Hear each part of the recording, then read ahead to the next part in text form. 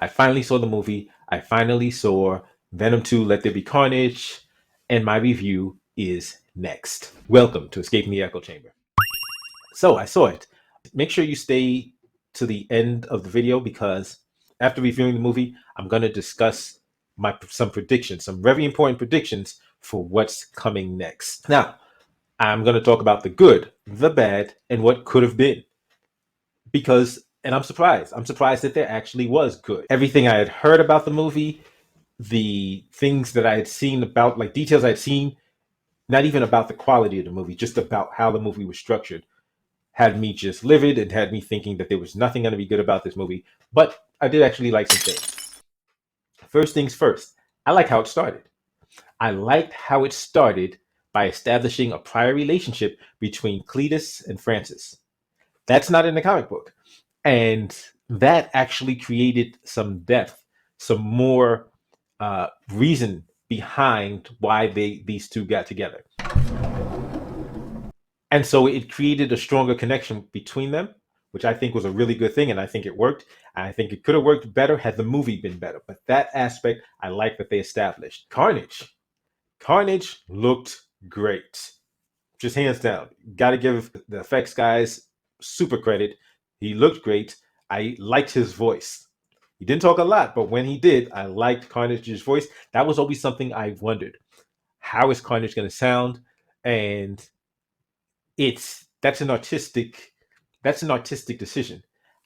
What kind of voice do you bring? What kind of, how do you bring that character to life? And I was satisfied. I liked what they did with it. It was funny.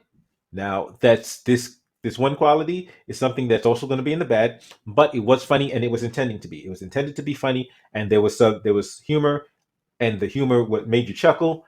So yeah, it actually succeeded in doing what it set out to do in being funny. It didn't take as long as I thought for Cletus to become Carnage, because the way it had been described, I thought like he doesn't become Carnage till the last half hour of the movie, and that's not true. In fact, it's like the last half hour of the movie is like that big fight between the two, which is okay. It was interesting, and the fight, like I said, the special effects were great. Special effects were great. Carnage looked great.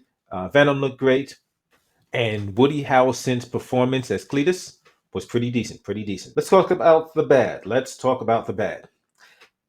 So the exposition dump in the form of like the cartoon Cletus. So it's providing background, but by doing it as a cartoon and in the manner in which they did it, there's just no emotional depth to it. And that's a theme throughout this movie, lacking emotional depth. So like I said, how it was funny, this is not supposed to be a funny movie. They intended for it to be a funny movie, and they succeeded in the humor being there. But this story is not a comedy. Like you're talking about somebody who's truly deranged, who's truly evil.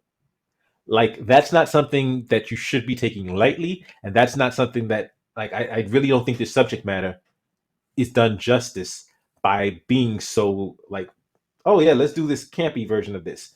I think if you're gonna go campy, go with a different storyline. I mean, go with a different character other than Venom in the first place. But definitely don't take one of the most vicious, violent, vile villains and then say, "Hey, let's do a campy, lighthearted movie." Like that's not something that should be done. And I mean, the breakout scene is an example of who Carnage is. So since you're doing the Maximum Carnage storyline, if you're doing this, the breakout scene establishes so much of how dangerous, how murderous, how like just indiscriminately, because like in the breakout scene, he's gonna be killing not just guards but inmates too. So it's and here's why that matters, because that shows you he has no code, no allegiance to anyone, almost anyone. Like he's just willing to kill everyone. So it's common in thing if you see a bad guy who goes to war against the cop, but they're not going to touch other bad guys unless they have a specific beef. but there's like criminals, the code of criminals, they'll stick together. To see who Carnage is, like Carnage does not play well with others. Carnage does not give a damn about any code. Like Carnage is just about the death. He's about the chaos. He's about the carnage. And what you really needed to do in that scene was you needed to make sure not only that the body count was high, but that you showed all of the violence. You show the slicing, the dicing, the impaling, the eating. Like you show all of that. Like that's why this movie cannot work, cannot be effective in telling this story without having an R rating. I'm not saying that you show all this violence for the sake of sensationalizing it. I'm saying you show all this violence in the, like people should be squeamish. People should be like people should feel this visceral because you're not supposed to like you should realize that this guy is just this guy needs to be stopped. And to show because like doing that off-screen thing, the cutaways, like you don't feel the danger. Showing not just how much damage he does during, but showing the aftermath of bodies and blood everywhere would be essential to really understanding just how, like, you've got a serial killer with superpowers. Not just a serial killer, a spree killer, a mass murderer. Like, this is like the worst case scenario. I think, especially with where we are as a society, seeing something like that and not glorifying it, but just like letting people see the reality of it, I think that would have been a much more powerful way to handle this story. The conflict between Cletus and Carnage is ridiculous because if you know about Cletus and Carnage from the comic books, like there's not Cletus and Carnage, there's Carnage. Like there's Venom and Eddie, we are Venom. Together, they are Venom. Venom uses the pronoun we. Carnage is so unified. Carnage and Cletus are so unified that there is no other. There is I.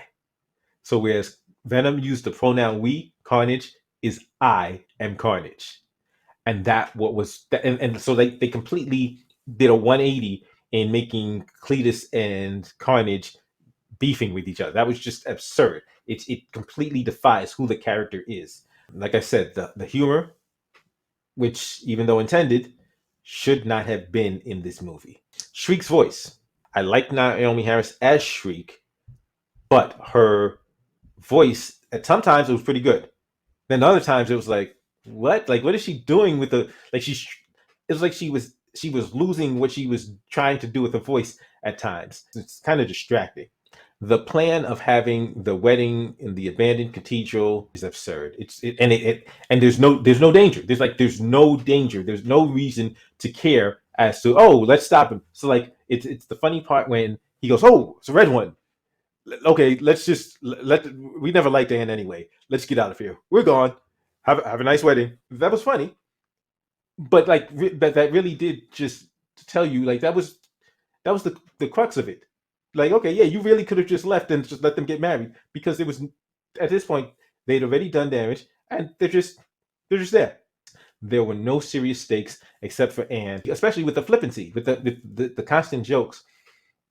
You didn't feel a sense of urgency. Shriek didn't have her powers, so she had the sonic powers, but Shriek's powers go beyond that, and it speaks to how dangerous, especially these two together were, because Shriek had these like latent abilities that she can like push push people emotionally. She could use her powers to push people's negative emotions and make them do evil things. So like that was something you could have brought into it if you've got somebody like Anne being pushed to do things and others, and now you've got the city just in complete and utter chaos, and now you like there's stakes.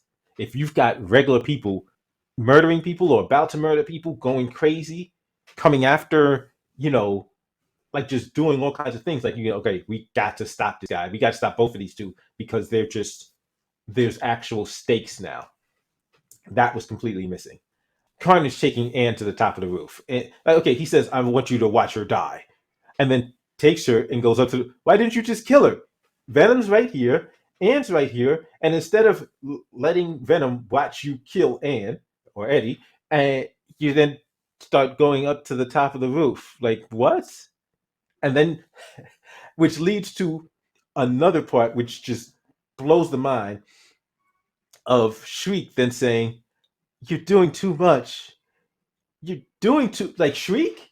Do you know who this woman is? Like, this what, like, in see this thing in this movie they have a prior history together. In the comic book, Shriek and Carnage have no prior history. They become an item because while Carnage is murdering people, Shriek is cheering him on. Now she's fully expected to be one of his next victims, but she doesn't care. She's enjoying the show, and that's why, like, he's like, okay, wait a minute, you're actually cheering this. Like, instead of screaming and like, oh no, I hope he doesn't kill me next. Like, she's actually just like, oh yeah, oh, like she's doing a play by.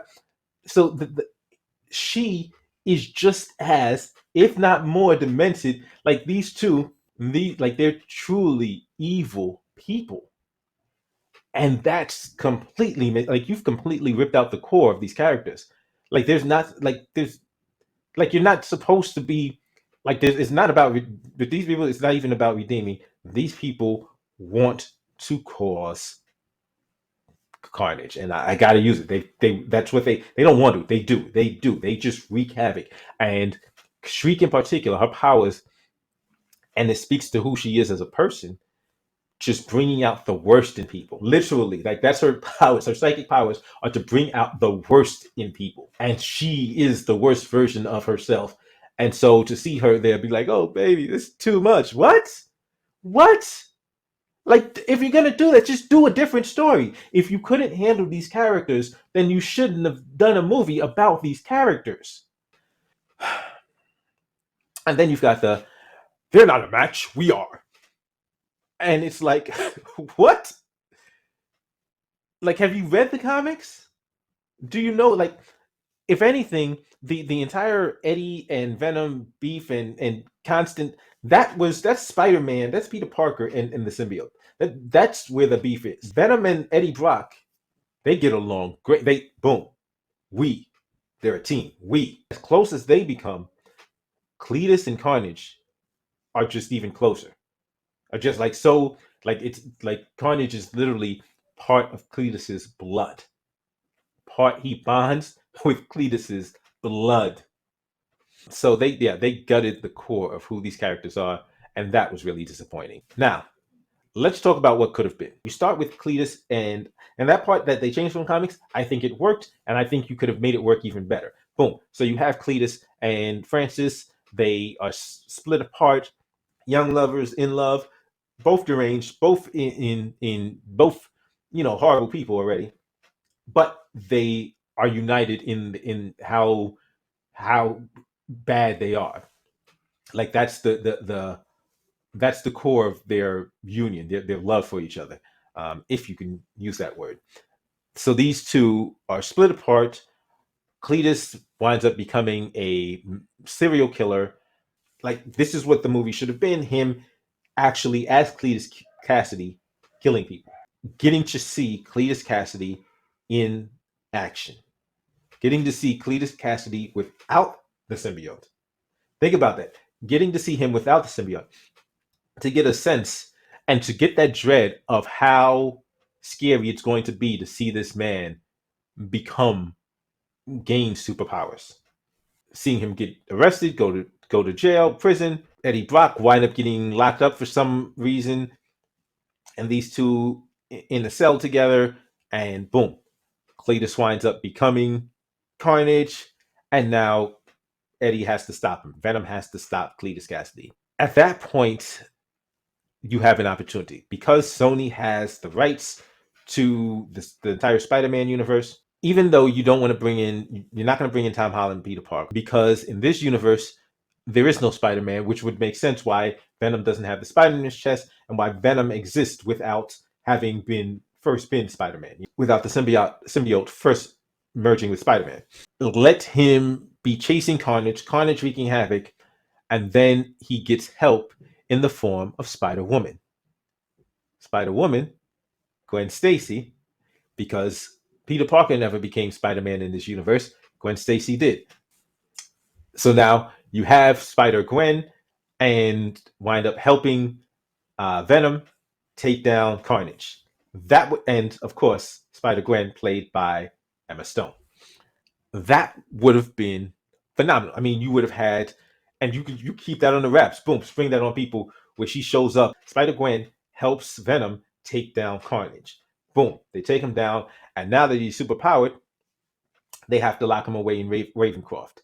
And the movie ends with Cletus Cassidy being locked in Ravencroft, where Shriek already is, thereby setting up Maximum Carnage. But that's how you could have done it. You could have done it where you actually got to see the evolution of Cletus Cassidy becoming Carnage, to fully understand this character, to fully fear this character and revile this character. Like, just realize just how vicious this guy is, and like, no, this guy is just evil, vicious, just remorseless, evil.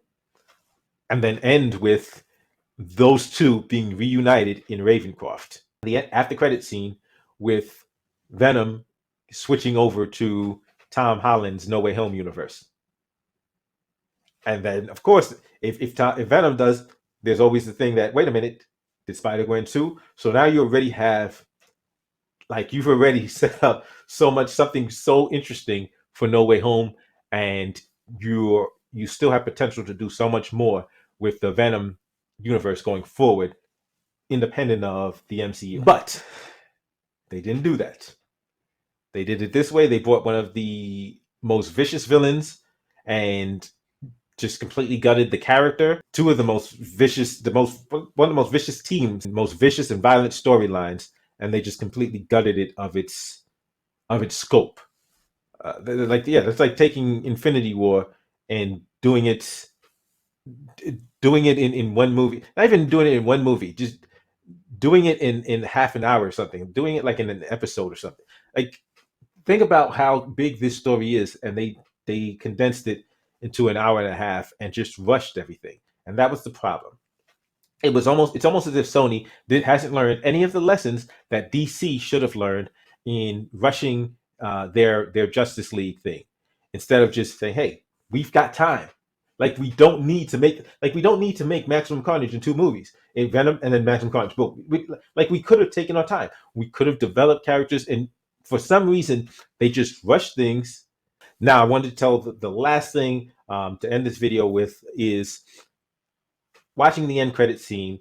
In fact, right before the end credit scene, something happened. Tom Hardy, Eddie Brock says something that had me just like, oh no, oh no, oh no. He says, where will we go? And Eddie says, anywhere they need a lethal protector. And I'm like, oh no, oh no. Remember, we're a week away from No Way Home. Then the after credit scene comes, and Venom is in Tom Hardy's universe.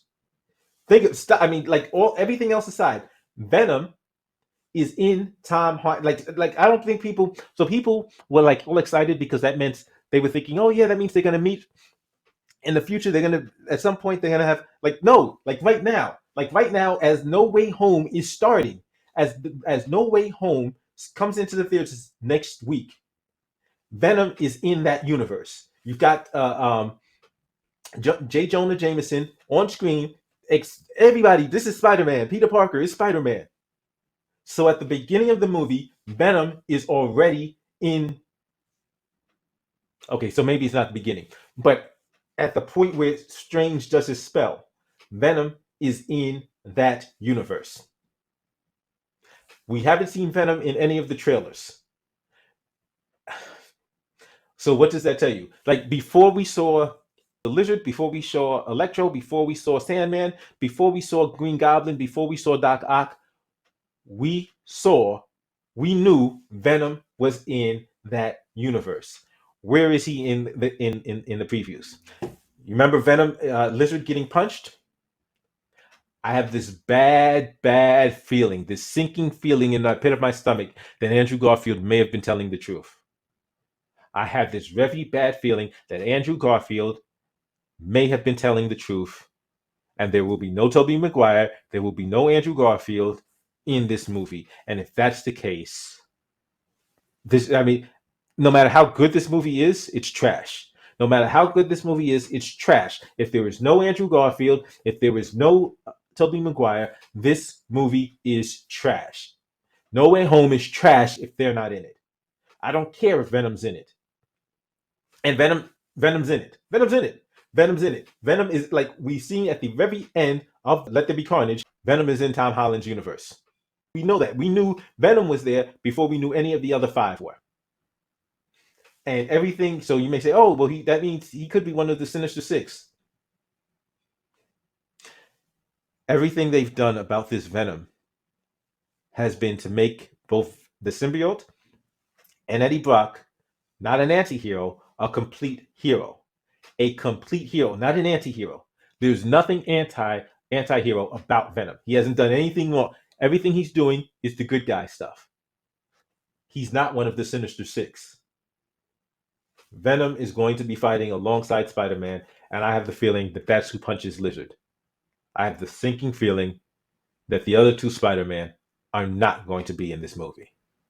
And that absolutely sucks. As always, don't forget to give me the thumbs up, like, share, subscribe if you haven't already. And if you disagree with me, if you think that not only was Maximum Carnage a great movie, but No Way Home is going to be great with or without Andrew Garfield and Tobey Maguire, you can feel free to give me a thumbs down. But say why in the comment section and what you think is going to happen in No Way Home.